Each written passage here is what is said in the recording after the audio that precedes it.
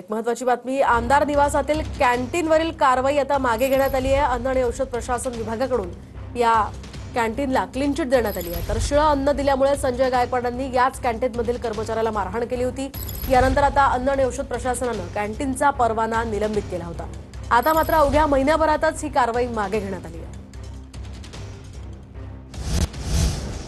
आणखी एक महत्त्वाची बातमी, मराठा क्रांती मोर्चाच्या पदाधिकाऱ्याला जीवे मारण्याची धमकी देण्यात आली आहे। धनंजय मुंडेंवरील टीकेनंतर पदाधिकाऱ्याला जीवे मारण्याची धमकी देण्यात आली आहे। महेश डोंगरे पाटलांनी या ठिकाणी संतोष देशमुख करू असा या ऑडिओ क्लिपमध्ये उल्लेख करण्यात आलाय। तर महेश डोंगरे यांच्या सहकार्याला कॉल केल्याची घटना घडली आहे। दत्ता खाडे असं धमकी देणाऱ्या व्यक्तीचं नाव आहे। दरम्यान टीव्ही9 मराठी या ऑडिओ क्लिपची पुष्टी करत नाही। हॅलो हॅलो हॅलो हा साहेब बोला की. हो ते मीटिंग मध्ये आहेत, बोला ना, काय काम होतं का?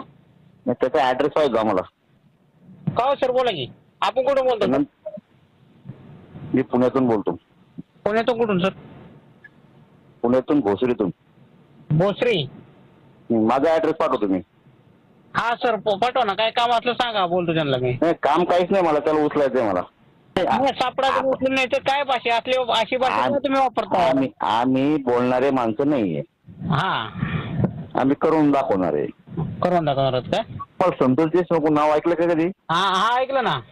हा, ठीक आहे. पण काय तुम्ही महेश डोंगरे पडल्यानंतर मर्डर करणार आहे का तुम्ही? मी करणार आहे. हा, करणार आहे मी. करणार आहे का? संतोष देशमुख सर का?